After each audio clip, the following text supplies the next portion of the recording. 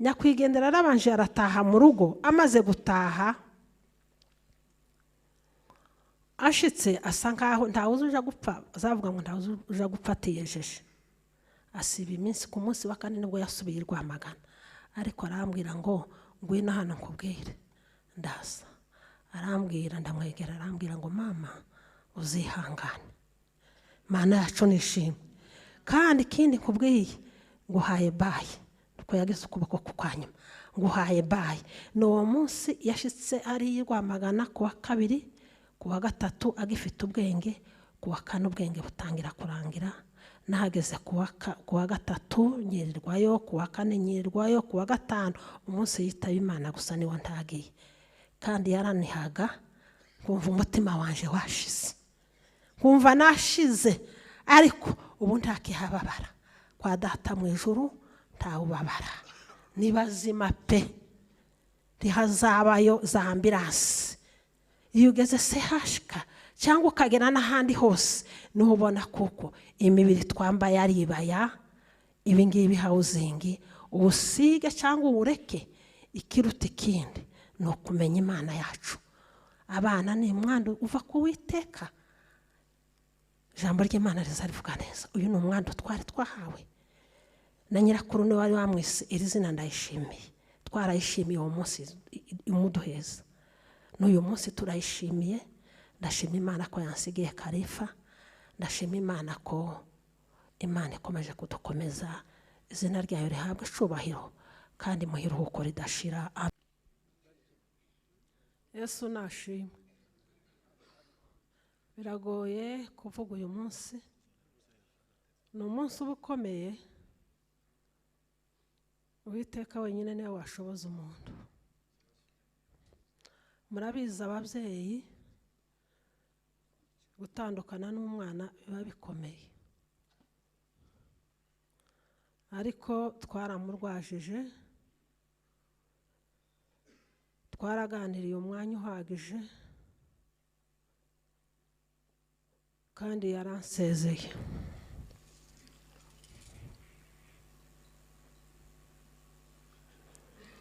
Icyo nshimaho Imana, nyakwigendera uko yari ameze ndayishimiye. Yagiraga umutima woroshe. Mu bana bose nari mfite abana 8, uyu ni urubyaro rwa 4, ariko nta mwana wari waza imbere ngo aje gusaba imbabazi apfukame. Ndi imbere y'Imana n'imbere yanyu, ntabwo ari igipindi kandi sinshinzwe kubesha. Yarapfukamaga akavuga ngo nakosheje, kandi agatangira kurira. Nta wundi mwana nabonye ubikora. Abandi basaba imbabazi ukababarya shaka, kandi iwe nubwo yakosheje ntabwo bwiraga akavuga ngo se ba mama baryamye. Yabaga yumva ko hari ikintu kimubangamiye muri we. Nyakwigendera yarubahaga. Iyo wamutumaga n'ikintu nubwo kimugoye, abona kuko nta mwanya afite, yaravuga ngo mbabarire ndaza kukigukorera. Iwe niwe wambwiye mbere, sinamenya aho yakuwe uwo mugani. Aravuga ngo hazahakana umusazi. Atariko ntabwo nabasha kubwira mama ngo ya ntabwo antuma. Aravugaga ngo hahakana umusazi. Ndashimiye yarazi ubwenge, ndashimiye yaraciye bugufi. Ubwenge bw'ishuri ntabwo yigeze asibira mu ishuri. Yamenyaga uko abana n'abana nyina, yamenyaga uko abana n'imiryango. Yari afite inshuti nyinshi. Burya nubona utahayihura n'ibibazo, mu bibazo byawe ufite ibigeragezo n'ibindi, uzamenye kuko nta nyenyeri yawe ufite, ndayo. Ariko umuntu wese ukunda guhura n'ibibazo, ni ngombwa ngo turi mu isi tubabare, ni ngombwa ngo turi mu isi ducike intege, kuko twambaye uyu mubiri. Rimwe umutware yigeze gupfusha mubyara we ngo ni Sebintu. nyirarume yari yapfushije abana benshi, turababara. Uwo mwana yaradukundaga cyane, yari yubatse, ntabwo yavaga ku kazi akavuga ngo ngiye gusura umuryango wo kwa Isaac, akavuga ngo n'umwihariko igihe cyose nzaza ntaha nza kubasura. Uwo mwana arankomeretsa, nasuye kumwibuka uyu munsi. Noneho igihe yitaba Imana hariya hashika, ndakeka kuko ho bahashizemo nk'imyaka 5 cyangwa 6 cyangwa yanarenga, ariko irarenga. Ndakeka kuko haba hashize nk'imyaka nka 10, vuze mikeya. Nagiye kubona kuko nari narababaye cyane, uwo mwana nkoraho cyane kuko yaradukundaga, kandi yazaga kudusura akabanje abanza guhamagara kuri telefone. Mbona itorero ryo ku mugorora uwo munsi ryose ngo ryateraniye. Mbona ba Eliya bayoboraga nibo bari abapasiteri. Uwo munsi ndababona, Imana nishimwe. Ndababona uwo munsi twari ahantu hameze nko mu kibaya. Mbona ko abantu, umuntu umwe arahaguruka aravuga ngo reka mbere kuko abantu bazaguruka. Umuntu yazaga kuguruka, bari bafite ibitenge by'umweru bifite asa n'izindabo. Numva ko umuntu avuga ngo tuzazuka, tuzaguruka, kandi bose bagenderaga kuri ritime imwe. Kaza mbona uwo muntu arimo kugenda bakora ku ntugu yavuga ngo tuzazuka, tuzaguruka. Abantu bose nkabona turagurutse, tugeze nka hariya ku muryango. Aravuga ngo ntubabare, ngo se bintu ntabwo yapfuye, ngo se bintu ni muzima kandi yakoreye Imana, se bintu yacaga bugufi. Byasubiye kunibutsa uyu mwana wanje yitabye Imana. Yesu nashimwe. Narinzi ngo uyu mwana niyitaba Imana, umugabo agize imyaka 9 ari umurwayi. Ndavuga ngo Mana je ndakomeye, ariko se umutwaro umeze utya biragenda gute? Ndavuga ngo Mana, ijambo ry'Imana rizarivuga hariya muri Zaburi ya 91, rizarivuga ngo uba mu bwihisho bw'isumba byose azahama mu gicucu cy'ishobora byose. Data ni ubuhungiro bwacu, data ni imbaraga zacu, data ni igihome kidukingira. Haleluya, haleluya, haleluya. Yesu nashimwe. Uyu mwana yakundaga indirimbo, ubu yari yarwaye. Aravuga ngo bazamuririmbira umunsi n'undi. Yabwiraga Mandela ngo uzundirimbira ngo kuki n'uwayubatse iyo nguki. Aravuga ngo yakundaga igitero kivuga ngo se agakiza, nimba ufite agakiza wihitiremo, ureke kurimbuka. Nimba ushaka amahoro, ngwino wihitiremo agakiza, ureke kurimbuka. Yaravugaga ngo Mande subira undirimbire ya ndirimbo Nowa yari yaratekereje, Nowa yari afite umwuka, Nowa nabo ni ubwo uko bimeze kino gihe niko byari bimeze mu gihe cya Nowa, niko cyari kimeze mu bihe byatambutse bindi. Ariko ntituza tubimenya imvugo y'Imana.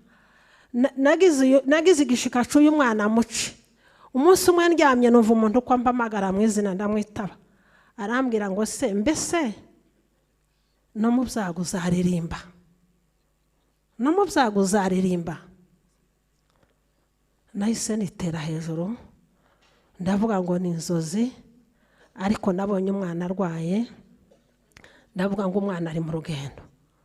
Twakomeje kuja iriya yarwariye irwamagana, dukomeza kumusura tuganira nawe. Umunsi umwe je na nyirasenge Nyasoni twirirwa ahantu mu masengesho. Aba mama twari turi kumwe, Imana iravuga ngo muhaye ubugingo, ariko mutegereze kuva ku wa 4 ku wa 5 mwitegura igisubizo cy'Imana. Imana nishimwe. Igisubizo cy'Imana twarakibonye, Imana yarayitabye. Umuri twaruza turirimba kera ngo akinihita nitaitika, nitafanya kazi ya Bwana. Ko nakarimba twagaza turirimba tukira abana. Uyu nawe Yesu data nzamukorera ndacogora ngwiza ubuntu n'urukundo amfitiye, maze imirimo azampana nyirangiza nzamwitaba ngeze mu ijuru. Uyu mwana yitabye Imana. Uyu mwana icyo nshimiraho Imana nuko Imana yavuze ngo imuhaye ubugingo. Ndavuga ngo ibindi Imana, ubwo turavugana ndetse mbwira muramukazi waje ndamubwira ngo nje mbonye ko byarangiye, ntabwo Imana izayibesha. Twebwe turibesha, twebwe tugacika intege, ariko kuba ariko yabonye turayishimiye bene data. Ikindi nshima Imana nuko bakimara kuvuga izi nkuru, ndashimira abaturanyi banje bakimirongo. Imana ibaha umugisha. Nibo nabonye ba mbere umuturanyi mwiza akurutira uwo muvukana. Burya abavandimwe bacu n'inshuti ntabwo bari kudutabara, ariko nagiye kubona mbona abantu bose baje kuduhumuriza mu ijoro ribi. Imana, ijambo ry'Imana niryo rivuga, cyangwa se umuririmbyi ngo mu mwijima wo mu nzira twizera Imana yacu. Natwe twari twahuye n'umwijima mu nzira, hasigaye umwanya muto izuba rikarasa. Data nahabwe icubahiro. Imana yacu nishimwe, uko niko yabibonye. Twebwe tuzadukomeza abandi, natwe tugomba gukomera. Nta kindi kiba nyuma yo gukomera, nta kindi kiba nyuma yo kuvuga ngo wihangane. Nyuma yaho Imana niyo nyiri humure, Imana niyo igomba kudukomeza, Imana niyo igomba kuduhereza imbaraga. Yari ibizi. Twebwe turatungurwa, ariko yo ntizitungurwa. Ibyabaye byose Imana turayishimira. Imana turayishimiye. Ndashima abantu bose bigomwe bagasiga ibyabo, bagatanga imyanya, bakaza hariya. Abitanze mu bikoni ndabashimiye. Umuntu wese wigomwe, Imana izivuga ngo haba n'igikombe cy'amazi wahaye mugenzi wawe, Imana izakikwishura, izakiguhembera. Kandi ngo umurimo wawe wose ukora uzukorana umwete. Nimba tugiye gutanga, abamama ni twebwe tuba mu bikoni. Hari igihe abashitsi baza udafite imboga, ariko uzuvuga ngo iranshoboza, mbikore mbikunze, kuko umunsi umwe izambaza. Abasirikare baza baja muri misiyo, bakagenda bagakora ubutumwa, hanyuma iyo ubutumwa burangiye barataha. Uyu mwana nawe yarangije misiyo ye. Twebwe twese twaje muri misiyo, umuntu wese ku giti ciwe. Umwana w'umuntu wese wabyawe n'umugore urama igihe gito kandi agakenyuka. Kandi ngo Imana yadushiriyeho urugabano tutabasha kururenga nubwo twagira gute. Imana yacu nishimwe. Nimumpere Imana icubahiro. Haleluya, haleluya. Imana yacu nishimwe cyane. Bene data, turashima Imana. Ikindi nshima, ndashimira abana banje, uhereye kuri Muramza Felix ukagira kuri Moise. Mwene nyina baramuhaze, baramugaraguye, baramusengeye. Mukamodari yaje ashitse hano, hasigaye iminsi 2 ngo Noheri ibe. N'umwana we nabo asa n'abasezeranye na nyakwigendera. Nyakwigendera arabanje arataha mu rugo. Amaze gutaha, ashitse asa nkaho ntawe uzuja gupfa, azavuga ngo ntawe uzuja gupfa atiyejeje. Asiba iminsi, ku munsi wa 4 nibwo yasubiye Rwamagana. Ariko arambwira ngo ngwino hano nkubwire. Ndaza. Arambwira, ndamwegera, arambwira ngo mama uzihangane. Mana yacu nishimwe. Kandi ikindi nkubwiye, nguhaye bayi. Uko yageze ukuboko kukwanyuma, nguhaye bayi.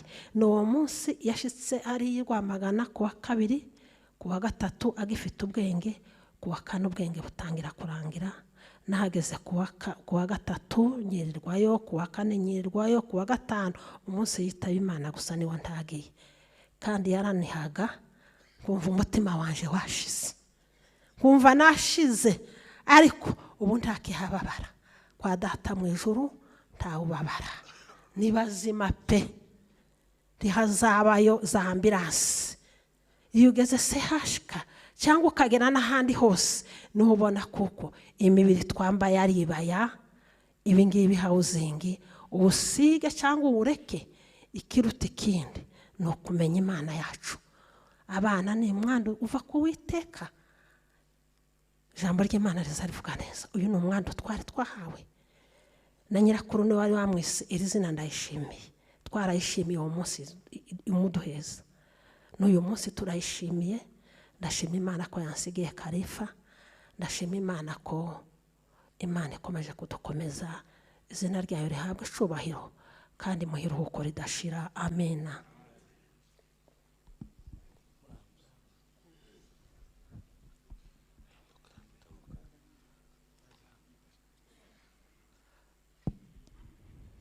Mwiriwe neza. Reka dusabe abantu bakuru gende bicara, hasigara abantu bato.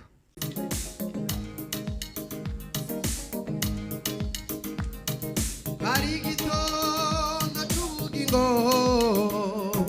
icyo gitondo kizaba gihebuje, kizabamo igitaramo, tuzataramamo n'abera bose,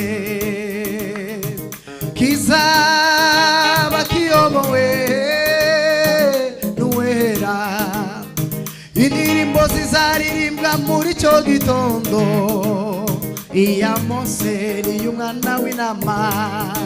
Hari igitondo cy'ubugingo, icyo gitondo kizaba gihebuje, kizabamo igitaramo, tuzataramamo n'abera bose, kizaba kiyobowe n'uwera, indirimbo zizaririmba muri icyo gitondo, iya Mose n'iy'umwana w'intama. Hari igitondo cy'ubugingo, haleluya haleluya, icyo gitondo kizaba gihebuje, kizabamo igitaramo, kizataramamo n'abera bose, kizaba kiyobowe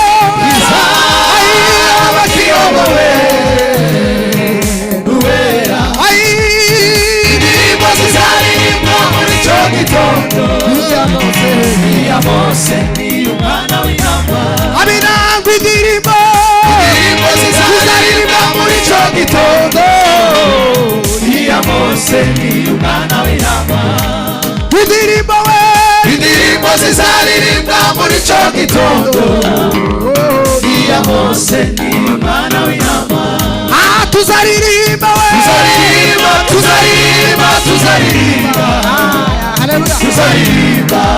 Yesu urufaya, tubonye abera bose, tuzaririmba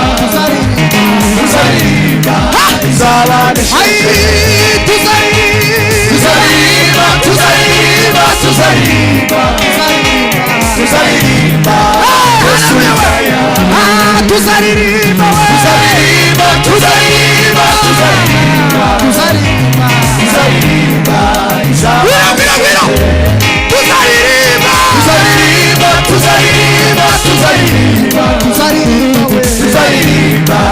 Yesu urufaya, tuzaririmba Yesu urufaya.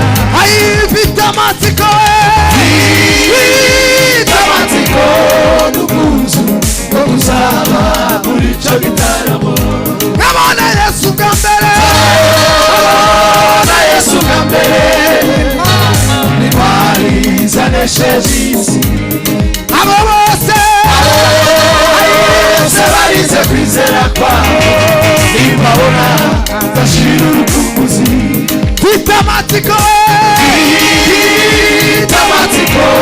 n'ubwuzu bwo kuzaba muri icyo gitaramo, nkabona Yesu bwa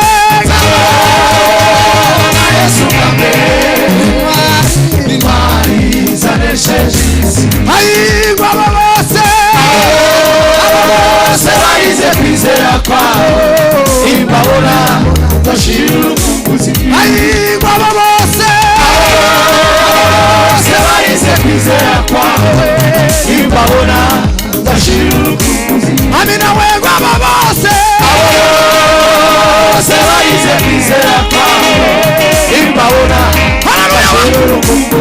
ayigwa babose barize kwizera kwawe imbabura ndashira urukumbuzi ayigwa babose barize kwizera kwawe imbabura ndashira urukumbuzi naho aba bose barize kwizera kwawe imbabura ndashira urukumbuzi ayigwa babose barize kwizera kwawe imbabura ndashira urukumbuzi agwa babose barize kwizera kwawe imbabura ndashira urukumbuzi ayi tuzaririmba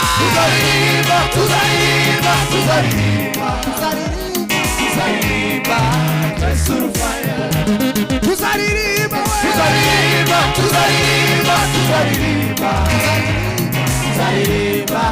zabanesheje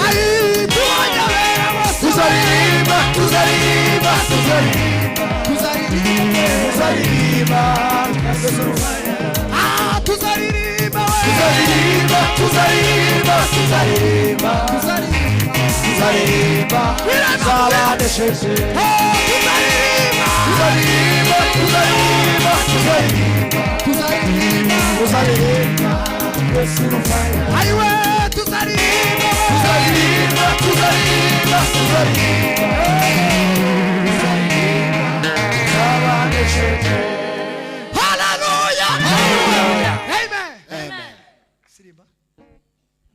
fatikanye indirimbo yo muri Yokovu twese tuzi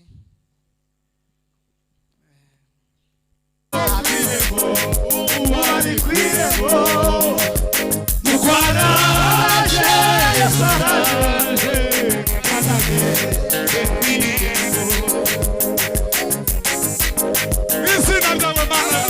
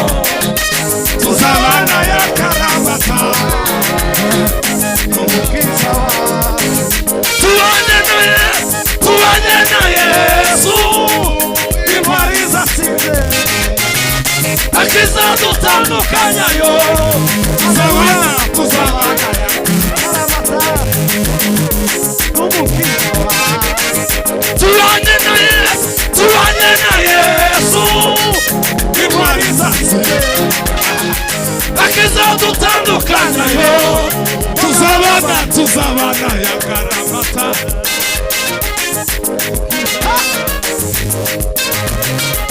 umaze kugerayo tuzaririmba indirimbo kunera zamaze hejuru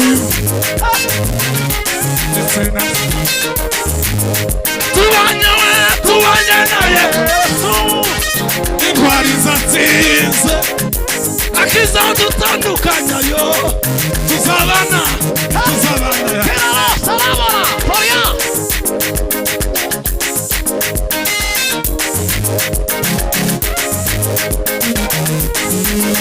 tubanye na Yesu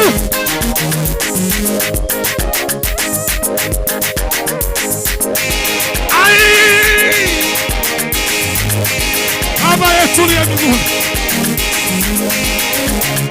Fanya kwasi Muza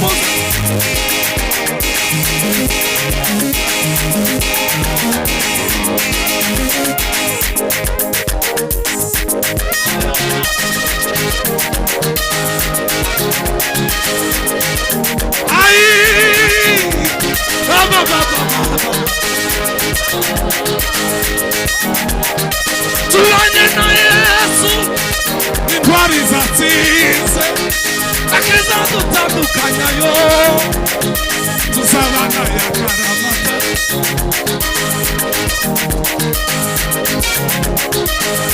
gwina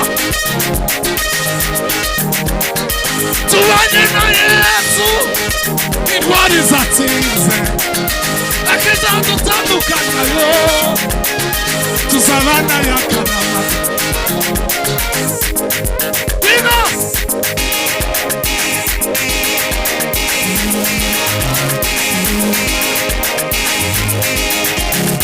tubanye na Yesu intwari zatsinze akiza dutandukanya yo tuzabana yakaramata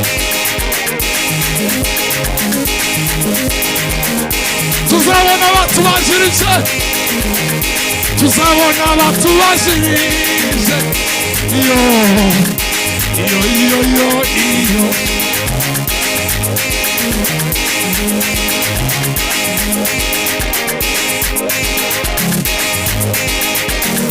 uzamuka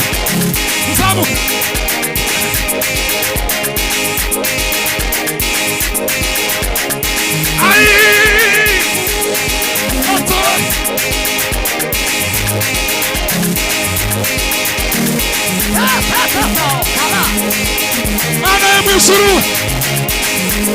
abarabaza tubanye na Yesu gakomike kamba kumitegume azogaruka vuba pira otama baba pariasala amimuera sao yako auti haina nguvu Yesu afuje uchu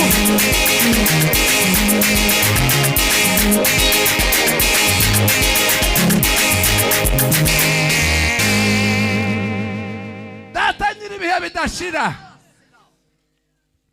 humura ry'abakwizeye mbaraga zacu ubuhungiro bwacu na Yesu mahoro y'abakwizeye zatsinze hakizadutandukanya yo muri mzabwa mu ijuru tituzongera kuvuga ngo siku moja mavuno yataisha kabisa bazo zose birangiye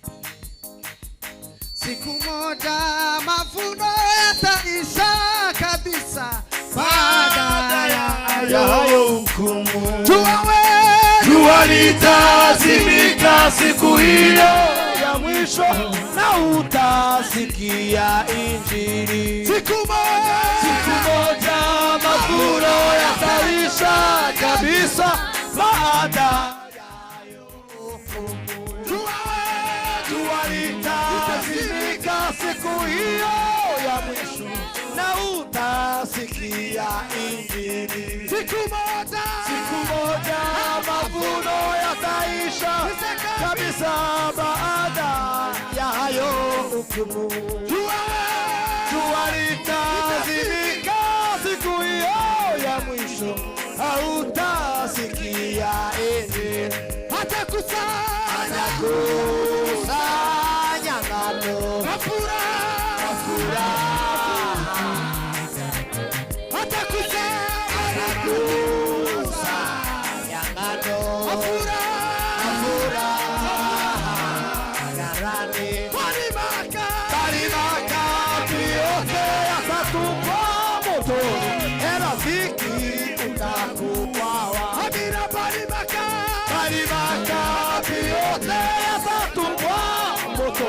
Ewe rafiki utakuwa wapi?